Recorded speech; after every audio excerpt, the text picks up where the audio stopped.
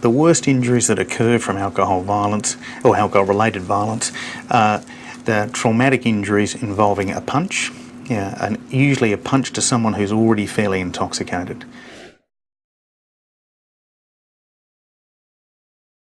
Any effort to reinforce the community's idea that alcohol-fueled violence is inappropriate is a good thing. Social media, while it has tremendous potential for sort of an open forum for discussion, I think anyone who looks on Google or sort of any other places, you can see that there's such a diverse opinion that it's difficult to drive a community's opinion from that. And I think that's where the newspapers are more important, where they've got, they will get a large cross-section with a reasonable amount of information. The reinforcement with sort of editorials and sort of a bit more longer follow-up really reinforces the idea that something was wrong. And I think that was my impression of the paper media, the print journalism after all of those issues, and the fact that they could keep bringing in patients, and bringing in the previous stories, adding to the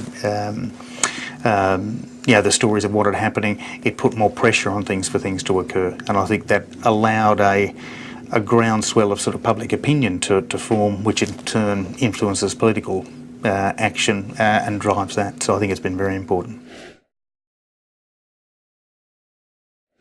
Has it had spectacular success in King's Cross? Yes, it has. I mean, it's the number of assaults, the number of serious head injuries, the number of admissions to intensive care, the number of sort of injuries we're seeing coming into our casualty department since the lockout laws have been introduced has been just remarkable.